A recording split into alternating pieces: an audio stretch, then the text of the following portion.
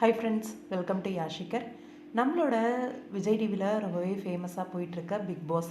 ரீசெண்டாக ரியா தியாகராஜன் இவங்க தான் வந்து பிக் பாஸ் வீட்டை விட்டு வெளியில் வந்திருந்தாங்க. நல்லா தான் ப்ளே பண்ணிகிட்டு இருந்தாங்க.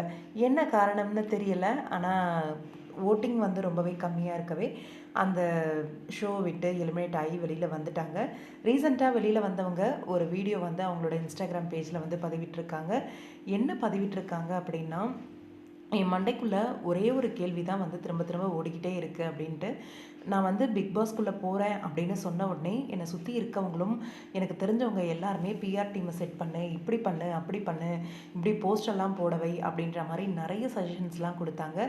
ஆனால் என் மேலே நான் நம்பிக்கை வச்சு என்னால் முடியும் அப்படின்னு சொல்லிட்டு நான் எதையுமே யோசிக்கல, எதையுமே பண்ணலை. நான் உள்ளே போனேன். என்னை பொறுத்த வரைக்கும் நான் ஏதோ ஒன்று பண்ணேன், சைலண்ட்டாக இல்லை, ஏதாவது ஒன்று பண்ணி நான் விளையாண்டுட்டு தான் இருந்தேன். அது உங்களுக்கு தெரிஞ்சுதா தெரியலையான்னு தெரியல, ஆனால் ஏதோ ஒன்று பண்ணேன் அப்படிங்கிற விஷயம் மட்டும் உங்களுக்கு தெரிஞ்சிருக்கும்.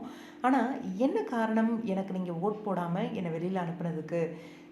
அப்படி நான் என்ன இது பண்ணேன் அப்படின்ற மாதிரி ஒரு கேள்வி எழுப்பியிருக்காங்க. இந்த கேள்வி என் மண்டைக்குள்ளே வந்து போயிட்டே இருக்குது.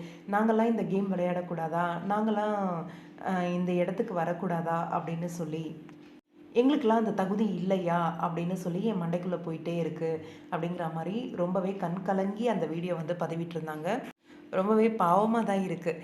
ஏன்னா அவ்வளோ எமோஷ்னலாக பேசுகிறாங்க. ரொம்ப ஒரு எதிர்பார்ப்பு இருந்துச்சு போல், நம்ம ரொம்பவே உண்மையாக விளையாடுறோம், கண்டிப்பாக அதில் நிற்போம் அப்படின்னு சொல்லி எதிர்பார்த்துருக்காங்க.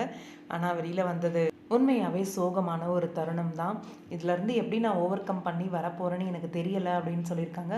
ஃபேமஸாக இருந்தால் தான் இருக்க முடியும் அப்படிங்கிறதுலாம் இல்லை. கண்டிப்பாக இதிலேருந்து நீங்கள் மீண்டு வந்துடுவீங்க, எனக்கு அந்த நம்பிக்கை இருக்குது. கண்டிப்பாக ஒரு நாள் உள்ளே இருந்தாலும் அதை வச்சு அவங்களுக்கு நிறைய வாய்ப்புகள்லாம் வரும். அந்த மாதிரி உங்களுக்குமே நிறைய வாய்ப்புகள் வரும். அந்த மாதிரி வாய்ப்புகள் வரும்போது இது ஒரு பெரிய விஷயமாகவே உங்களுக்கு இருக்காது. கண்டிப்பாக இதிலேருந்து ஓவர் கம் பண்ணி வந்துடுவீங்க. உங்களோட ஃப்யூச்சருக்கு எங்களோட மனமார்ந்த வாழ்த்துக்கள்.